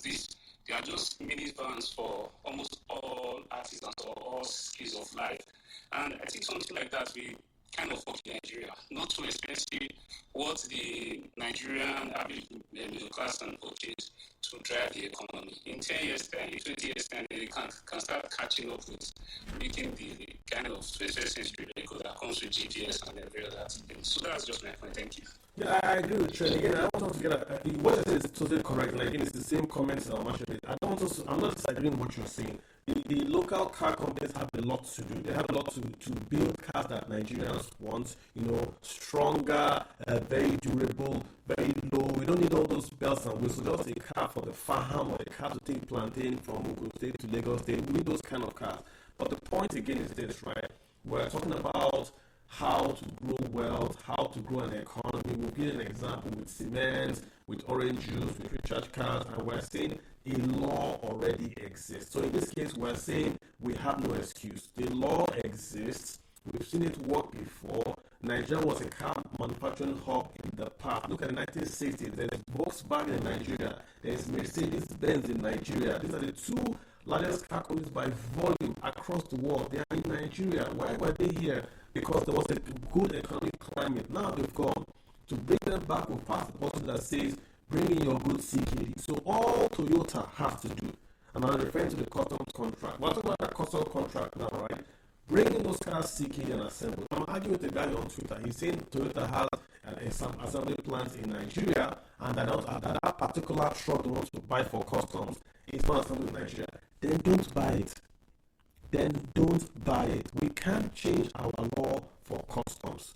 Customs cannot say they want private jet, hence we must buy it for them. No. Customs are part of the Nigerian government. They are under the Ministry of Finance. They should buy what the law says they should buy. What's the difference between that particular truck and any other Toyota Hiace truck? What's the difference? If there's a compelling reason why that truck should be bought, then let Toyota come and assemble it locally. Otherwise, everyone will have an excuse. Then MAMSA will say they want to buy Bentley Jeep. Why can't they buy Bentley Jeep? Why should we give Toyota an exception? I don't think we should. If they want that particular truck, it's a very simple point. Assemble it locally or buy a truck that can be assembled locally. It's really that simple. Do you have a follow-up point, sir? Yes, actually, yes. I just want to address a few things in addition to what you said. I 100% agree with you. I only brought in the purchasing power, people's purchasing power, because, like you rightly said, I remember back in the 80s and the 90s, my neighbors, my cousins, actually bought new 504, Yeah. And they bought it for I remember some bought it for 1,500, some bought it for 3,000. This is not far. Late 80s, mid 80s, late 80s, 90s, we saw it. But in addition to government recognizing these guys, I think there are a few other things that government can also do to help. I think government should be able to give us some incentive, right? For instance, in the UK, if you buy electric car, as at 2 years ago, the government will give you £4,000, and the government will come and fix charging ports in your house free of charge, right? In America, you already know what Biden infrastructure development bill is doing. I think they want to have about 500,000 charging points all across the US. And what is this? They're giving grants and financial support to people like charge points and all that, to have all that assembled. We all know when Tesla got money from them in 2000, from the government in 2003, to thrive. Now, there was a question I asked in Nokia today. You brought in I made an analogy. I said, we have heat from the sun, SUN, Sierra Uniform November, in Nigeria, and it's round the clock. It's not like in the Western world where you have the winter and the summer and all that. We have heat from the sun round the clock. Why is it not taking off with electric vehicles? Because I foresee a future where we would have to battle the Western world about using fuel or using gasoline powered vehicles, just like they are trying to stop down our next issue of the LGBTQ. So I think he said something like they needed some support with infrastructure. So governments can come up with ideas that would enable Nigerians, some Nigerians. I remember my cousin when he was in Zenith Bank back in the day, not back in the day, it wasn't this far, I think it was in the 2000s. There was a car finance that Toyota had, that you buy it and every month he was paying 50,000 naira. And bankers would be able to do that because they have job security and they have their employers to guarantee them. I think things like that could be expanded just in case anyone is listening from the government, if they will do something about it. So I kind of believe that in addition to government patronizing, government can also go ahead, can also expand that support, to place certain elements in place that would help the citizens, those who have the purchasing power, or those even who don't have the purchasing power, to be able to afford this, But supporting the locally made vehicle, that's a no-brainer. There's no even argument about that. Not and Innocent should be getting 100% support from government because that's how it's done all over the world. Everybody knows that. That's what I just wanted to add. I think I hear you with that solar, and I'll even up you with the CNG. I think the CNG is one area where I think that Nigeria has a huge advantage. And I don't want to knock Innocent. I'm not knocking him. The guy is he knows better than I in that industry. But if I was Innocent, right, I would have built my entire car company around CNG because Nigeria is a country that has a small bit of oil in a large gas pool. Nigeria is a gas country. If Nord starts to build gas cars, he differentiates himself, number one. If he can then try to start to build gas filling station, if he can have a second company or other companies can build this gas filling station, not just across Nigeria, across West Africa, then you are locking in long-term demand because gas CNG cars will go further than a petrol car. It's cleaner. He will even get subsidies from the West. So if Innocent was 100% CNG, everything you do is CNG. That's the differentiator. he gets an extra leg up in that now he's now a strategic partner in Nigeria. The government has said that going forward, they only want to do CNG purchases. You watch, Toyota's going to come here and do CNG. Other guys are going to do CNG, but Innocent's already here. So if he can try to start to look at that, I know they're doing buses now, CNG, but those CNG cars really are a big increase in his product line, because he can then sell cars or keke that can go further, longer, without trying to buy gas that is expensive. So he gets a differentiator. He can grow market share away from the imports. So if you're importing a car, you have to consider that, Innocent is going to sell a brand new car, but that brand new car is going to be cheaper to run. Banks would love a gas-powered car because they can go for their trades all over the whole Nigeria without paying less in terms of power. So I completely hear you on solar, but I think the real advantage for him is in that CNG. And you can do CNG that will power batteries and do battery exchange. You can do a hybrid, like how Tesla is doing Tesla charging stations. You can do a gas-powered battery station. You drive your bus in there, they swap the battery, put it in there. I saw Keke doing battery swapping. Local setup. You bring your Keke somewhere, one guy takes the battery off, give you new battery, you drive away. You can scale these things. These are like job creating things. You go to the Keke guys and say, okay, we're going to convert all the Keke in Nigeria to using gas or solar powered battery. You've done many jobs you've created just on the kits, the training, the scanning, everything you've created there. You have to. It's just so much we can do with this. But what you're saying is true. That battery swapping is actually a big game changer. I don't know if you noticed when NEO, the Chinese company, started it. NEO is doing battery swapping now. Yeah. So rather than you going to charging points and spending 30 minutes, 2 hours charging your car, you just get there, they swap your battery, give you another battery off you go. Yeah, precisely. I mean, That's what you do that in Nigeria. Imagine if you have all those vulcanizers, they have a battery swapping port with them. So you have vulcanizers, you have petrol stations, you have even the guys selling Fanta and Coke. You have 5 battery stations just beside them. So you just drive your Okada there, they swap your battery. Once you swap a battery, the company pays you. Look at what you're creating. You create a network across Nigeria of people that can just create jobs across the board. I can put battery sockets at the port of my shop. You can drive there and swap and move on. We have to create think global, act local. We have to localize these things, how it works for us. I saw in India, most of the kekes that are using CNG, their kekes, and they have meter on their kekes, but it's still the same keke that we bought from India. So our one is using gas and all that, but this uses gas and has the digital meter that reads how far you've gone, so you can pay your duties and all that. Even how you can pay with a cashless. So we have to up our game. We have gas, we have the people, we have the mechanics. Let's localize this thing and move on. Is a nice follow-up comment there. Yeah, thanks. In the video, I can even do that. I'm going to share with you. If I'm able to, I'll share the video here. A few weeks ago, I saw this. I'm watching in North Carolina. I don't know if you've seen it anywhere in the US. It was mind-blowing. So even individual can have a battery swapping kind of center where you go in. If you have 500 cars, you can swap battery. I will share that video here, or I can send it to you directly. If you see that car washing setup, it's mind-blowing. You do everything yourself. You just need a guy to let you in at the gate, and you do everything yourself. I saw it in North Carolina. I saw it somewhere in Charlotte, in North Carolina, a few weeks ago. I was really impressed. I had to make a video about it. So this battery swapping thing, even individuals can come in with their money, 2, 3, 5 people, and do things like that in place and make money off it. It's all value chain. I hear you. Yeah, Google points there. I think we have to take opportunities because, again, I've said this before. The only reason why we're talking about oil and gas today is because of the Ukraine war.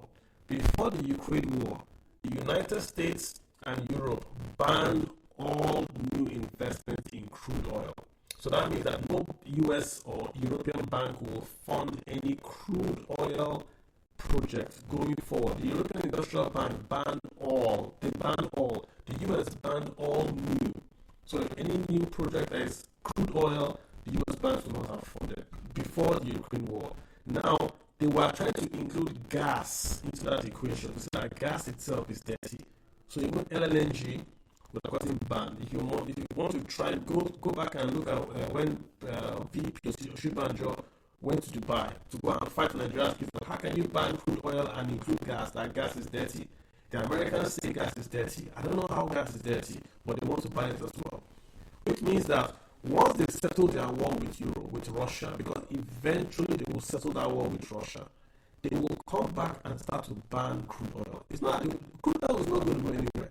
There will still be crude oil, but it will be too expensive. They will make it too expensive with taxes, with duties, with whatever cost. They will make it so expensive that the average American won't be able to afford it. But what will be cheap? They will subsidize alternatives. Solar powered cars and all that cars will be very, very cheap. So what you're going to have is that the little oil that is sold in America is not going to be sold by Saudi Arabia and the other countries, not Nigeria. Why? Because Saudi Arabia has been very smart. They bought refineries inside the US. They bought ports at the US.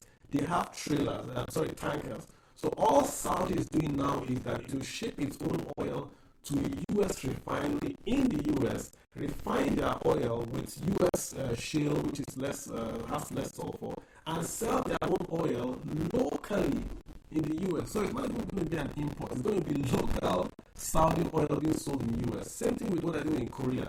Any refinery you start now, Saudi is buying into your refinery. South Korea, they are buying into refineries. Same thing with India. They are also going to India to do long-term deals with them. Russia is looking at India. Where is Nigeria's two largest market for crude oil? It's India. That's our key market, India. Now, Russia is going to go after India. Even the US is now an exporter of crude oil. Going to go after India. What's the point I'm making? When we see ourselves in 10 years' time with a lot of crude oil and no one to sell that crude oil to, gas is still possible to sell that gas. So the sooner we start to transit away from an economy that depends on crude oil exports to survive to an economy that depends on gas to survive, the better for us. What Russia did with Europe with their gas is what Nigeria should do to West Africa with our gas. Connect all of West Africa. Forget this Algeria, Europe. Connect Africa with Nigerian gas. Put it in there so that you can then make them pay you in Naira, and instantly your Naira gains value. Because if every year Togo, Benin, Cote d'Ivoire, Ghana have to take dollars and change to Naira to pay NPC, your Naira will never lose value. That's what the US is doing. That's what Russia is doing. That's why Russian ruble is so strong, because you still have to go and buy their exports. So we have to think long term about this. Move away from crude oil into gas whilst there's still time. Once this war with Russia stops, they will go back to this quote-unquote green economy. I like green economy, but I also want my kids to eat food. And in Nigeria, the Naira is a derivative of crude oil. So the point again is this. Get out of crude oil today, go into gas or diversify your economy before it's too late. They've already given you the warning shots. Don't let them come back and finish you off. That's my point. Mr. Luca, thanks for hopping in here. Lulu. So Lula Nakas. Lulu, how are you doing, sir? Very fine, thank you. Good evening. Thank you for having me here. Yes, sir. I know everything you've been saying makes sense. In fact, you've been saying all this for as long as I can remember. But however, the people in power are they listening? I don't think so, because we know what's happening. This rent-seeking kind of government, which is prevalent everywhere, really. So most of these investments in the future, I don't think they really think about them. So, well, I hope some people who can actually effect change are listening here. My contribution here is to the average Nigerian who is on this space, who is listening. So I myself consider myself someone who has logged out of the system a long time ago.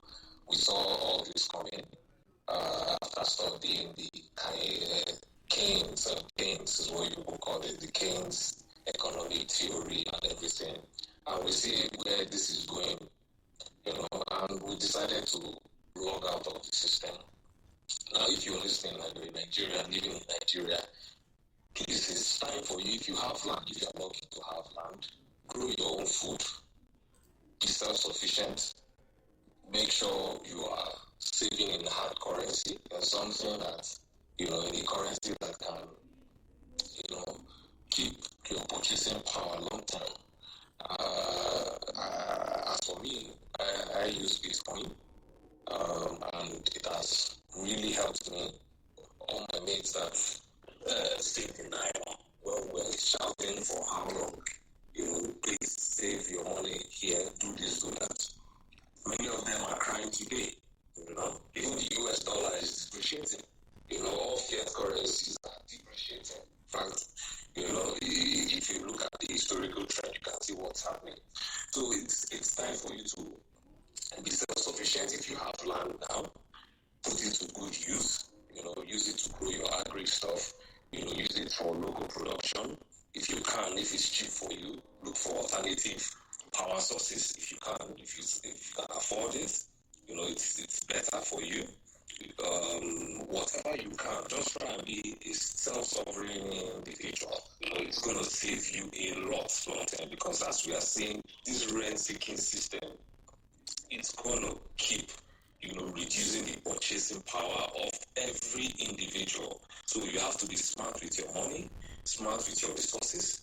If you can get land, like I keep saying, get land. If you can put it to use, fine. Cultivate the land, let the land work. Productivity, nothing beats it. So you have to do your due diligence. So producing locally, making good, locally assembled goods and so on. Of course, that's what we have been doing since, but since 1986, when, IMF and the rest of them came and started convincing our leaders that it is okay for you to take on huge debts, print money out of thin air. They started devaluing the economy and turning it into a rent-seeking kind of system. We've seen how that played out. We can see what it has cost up to this point, and nobody is saying anything. The few people that come online to speak about these things, they are abused. They see us as crazy. If Carlo talks now and says, "Oh, this is what you should do," I'm sure that more than half of his timeline will be full of people that are accusing him. so these are the things that we see every day. So it's very, very important. If you're a Nigerian here, if you have land in your village, go and put it to good use, cultivate food. You understand? Be self-sufficient. If you can afford solar, fine. If you can get a gas tank, fine. Do that. Use the gas to get yourself some energy. If you can get solar, fine. Grow your own food. Because things will keep going downhill from here. It's not a doomsday prophecy, but that is what we can see with looking back at the historical trend. So that's my two stats. I hear you. I mean, it's this is the nuts and bolts of it. The dollar is going up. You want the currencies are fluctuating. You want us to save in Bitcoin. We hear you. It's an argument I've heard lots of times. The fact is that you have to compare Naira. The purchasing power of Naira is what is falling because you are referencing to dollar. So the cost of the car in America, has it fallen by 10% in the last 10 years? What the inflation rate in America, if you remove the Ukraine war, which caused inflation to go to 9% and all that. Remember that under Obama was in office from 2007, I believe. Obama printed a humongous amount of money under QE1, that's quoted easy 1, QE2, and even QE3, under Mr. Ben Bernanke. What was the inflation in America when they printed all that? Did it get to 3%? It didn't. So lots of prints in America did lead to inflation. The dollar lost value, yes, but what about the Naira? If you compare the Naira to the dollar, about 722% loss. I think I calculated in the last 10 years. 722. If you bought a dollar in the year 2015 and you held it till this year, 2024, simply holding that piece of paper would be your best performing asset class. And that's a bad data point for Nigeria, that the currency has fallen so low, and so low. And the irony is that Nigeria actually needs a weak currency. Because with a weak currency, Nigeria can export more crude oil, even if it's the same volume or lower volumes, and get the same naira. If you look at the FARC share and allocation, you will see exchange rate differential is a part of the profit that is shared. So when naira loses value, the federal, state, and local governments get more money from FARC, because your country losing value actually creates revenues for the federal and state government. So it's not a good thing. I get it, it's not a good thing, but the problem again, like I wrote last week, is not the exchange rate per se. No one cares about the exchange rate. The problem is that it's very expensive to manufacture locally. Power supply, insecurity, taxes are very high. So if we had a weak currency, but we had a lower cost of doing business, we will not really mind, because we'll be able to compensate for the weak currency by making goods cheaper locally that can be exported, which then makes our currency retain its value. But we'll have the double whammy of low purchasing power and high cost of doing business. So that's double whammy. Max, thanks for your comments. Appreciate that. Yeah, sorry, Carlo, to interject there. Yes, you are right with what you just said. You know, if we are a producing nation, actually, right now, many of us would have been smiling, because our exports, would have been, letting us some real value. However, we aren't. Now, secondly, you talked about the printing done by the U.S. during the Obama regime, Q1. That's what the quantitative easing. And easing, rather. Yeah. Remember what these people do. You get, once they print that money, they don't. Yes, a huge portion of it goes to defense. Then another portion of it, a huge portion of it goes to the IMF, World Bank. And what do these people do with that money? They use that money. They get that money out to countries like Africa, Hold on. What do you mean that Fed gives money to the World Bank? Is that what you said? Yes, the Fed gives money to the World Bank. It doesn't. You understand? It does not. Through the American government, they do. They fund the World Bank. It does the biggest funders are the US. But no. Who prints the dollars for the World Bank? It's the US government and every country on earth, including Nigeria. It's not the Fed. The Fed does not give money to the World Bank. It's not the Fed. It's the US government, the Treasury, not the Fed. I don't want to get into the weeds, but watch us. The Fed prints currency, but it's the US budget that funds a part of the World Bank. The budget, not the Fed. The Fed is not the budget.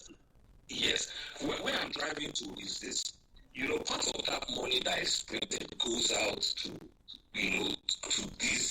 African economies, and as they go out as loans, and these loans given by the IMF and World Bank are used to promote the US ideals and whatever they do there, with all the conditions and whatever they give while giving out these loans. And these loans come with interest. Now, this interest also subsidizes when they give out that interest, there's interest on it. It also subsidizes the inflation that would have resulted from this excess money printing that they do. Remember, you understand? So the loans are not more like out of the benevolence of their heart. They are funding. But this is what I hear you, but bro. This is a conflict. You know that, right? And number two, what's the volume of this money you're talking about? What's World Bank's project? World Bank's budget is not up to the library system of New York. What's World Bank's budget for 2024? Let's Google it. What's their budget? I'm Googling it right now. It's not a lot. Yeah, it's not a lot. So what's of everything, the total budget is how much? 13 billion. 11 billion. That's their total budget. The US is borrowing $1 trillion a month. 1 trillion a month. That's what they are borrowing. So it doesn't even jive. Okay, that's their their own spending budget or what they give out as a loan. You have to, if you say their budget, it could be the total is 120. Yeah, they give out 128 billion. as goods. 128 billion. 128 billion. Yeah, Africa got 36 billion. 36 billion will not show up in the US budget as a rounding error. 36 billion. It won't show up it won't show up as a rounding error in the US budget. It won't. Okay, so how do they manage the inflation that would have resulted from their excess printing? They should be able to accept their line with their figures. Because they have all these companies called Facebook. Because you can't print that kind of money and you wouldn't see. I'll tell you where the money went to them. Because they have a very, very highly productive economy. So the excess capital goes to Facebook, Snapchat, Amazon. Those companies soaked up all that free capital and built new industries. So in America, all that excess capital was taken by the stock market, deployed, and they created new jobs. That's the efficiency and the effectiveness of the US stock market. That's what happened. It was soaked up. And then you had brand new companies being created that did not exist before. Only America has got FANG or the Alphabet or the Googles. Only America. Because they printed and they allow you to take risks. And those risks show up in the stock market in those new quote unquote. Which other European company have you heard last year? Maybe China has TikTok. Apart from that, which other company have you heard about? Okay, then Denmark has this drug that makes you, if you're fat, you get slim. Apart from that, what else have you heard from Europe? Nothing. That's why America doesn't have an inflation, because they take that money that they print and it goes to create new jobs, new industries, new ways of doing things. Yeah, that's what's going on.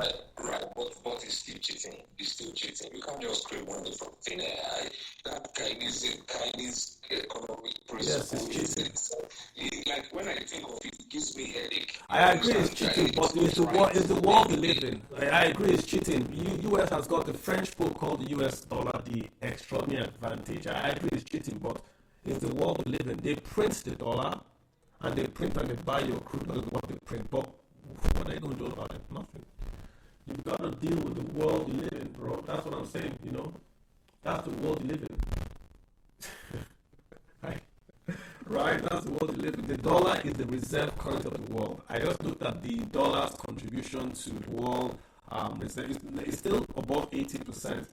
So the dollar is not going anywhere. It's not going to go anywhere. Anybody's thinking that yuan or BRICS or any other currency is going to save you, you are mistaken. The dollar is going to be here for a long time before it will go away. Maybe the year 3025, maybe it will go away. But for now, the world revolves around the US dollar. And to get rich, you have to get the US dollar by net exports. That's the game. You want to do net exports. You can import whatever you like and export whatever you like, net exports. Look at Dangote today. Dangote today is importing crude oil and exporting PMS. 10 years ago, Nigeria was exporting crude oil and exporting PMS.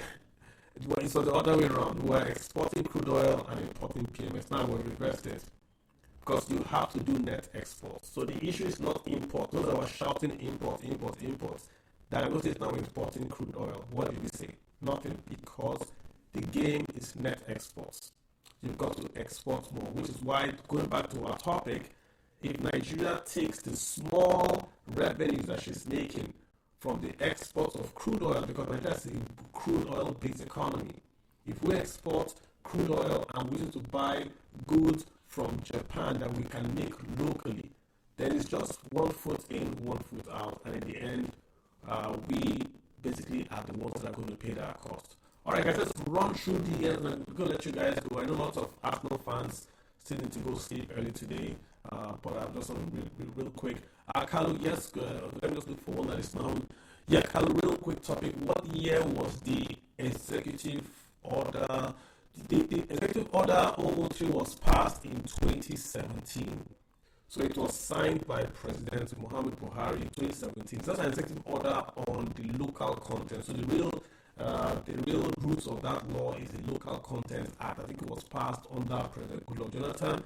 The executive order 003 was passed by the president of Muhammadu Buhari. So it's the policy of the APC. They push the policy that if you don't use locally assembled cars, you should go to jail.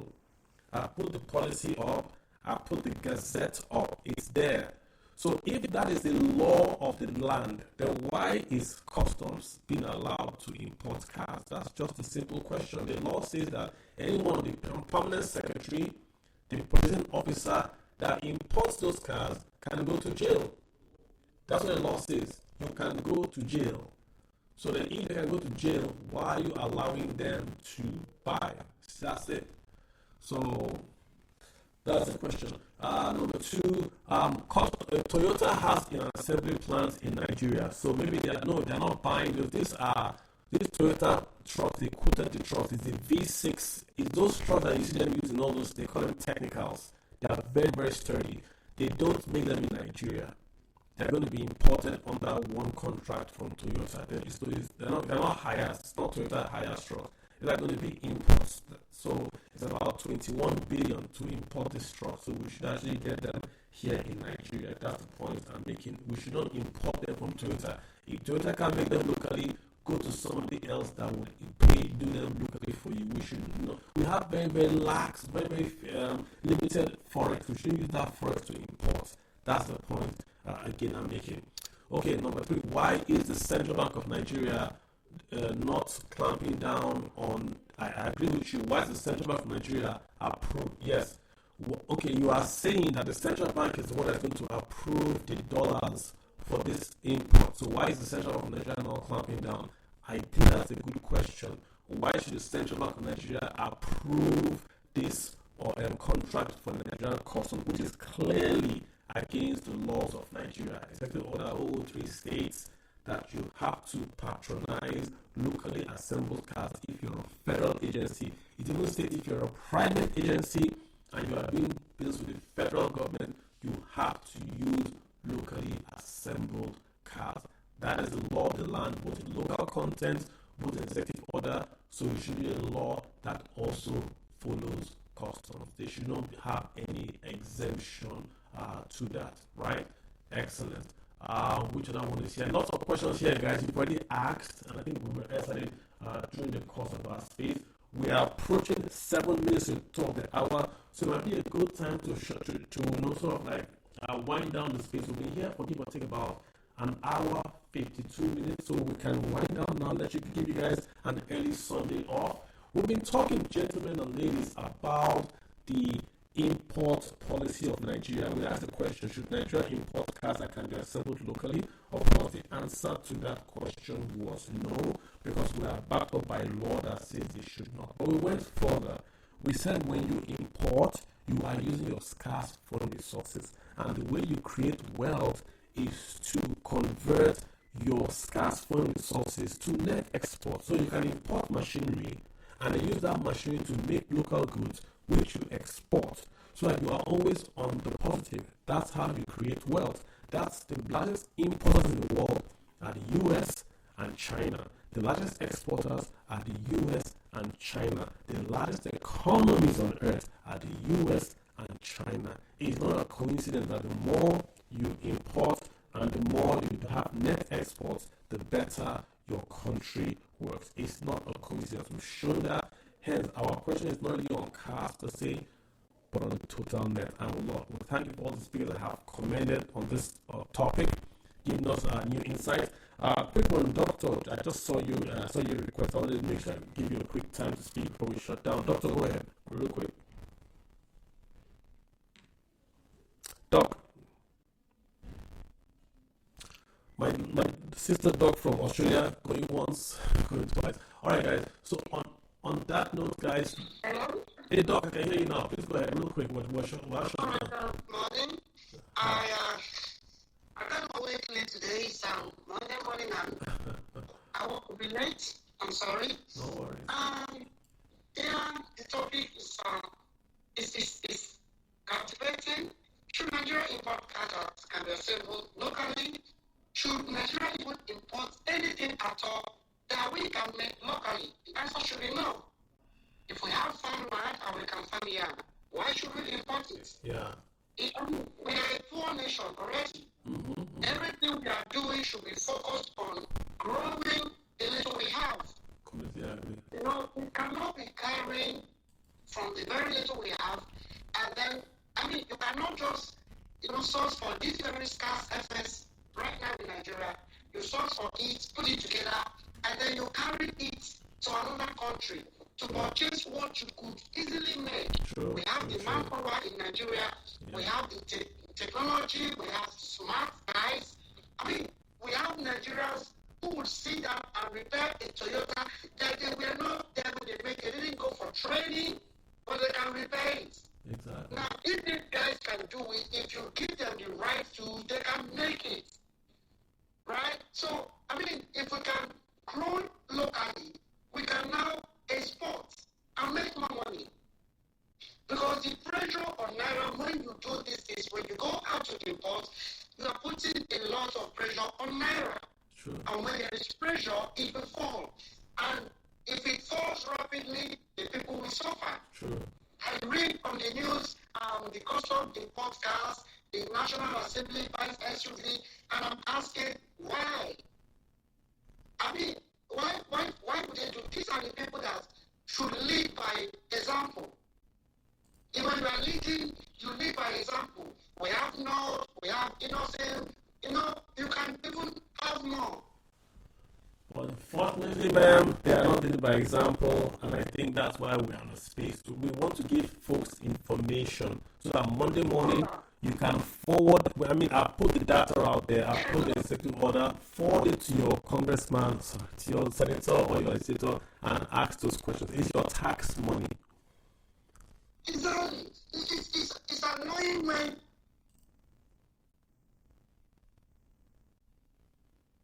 I think we lost you, Prof. Not a problem, Doctor. I think we lost you there. But I think your sentiments are well taken. I think we lost you, Doctor. If you're speaking, I think we lost you. Sorry about that. Yeah, so it's point well taken. Point well taken. That we have to hold the government to account on its own words and its own policies. That's how we grow the economy, when we hold the government to its own words. All right, guys, I will see you here next week, Sunday, 7 p.m. on another topic about money, finance, and of course the economy. Don't forget, my name is Kalu Aja. If you are interested in personal finance, guess what? I wrote a great book. It's available on Amazon, also available in Robin Heights bookstore. Let's talk about your money. That's the title. 422 pages of my 20 years experience working in Nigeria and the United States in private banking, asset management, private equity, really brand management, really all you want to know about money in simple words, lots of pictures for you to follow and learn. It's a doing book. It's a book that you read and refer to all the time, and I think you would love it as a gift or for yourself. So do get it, and it will bless you. Thank you, folks. I will see you all here next week. Have a good one, and bye.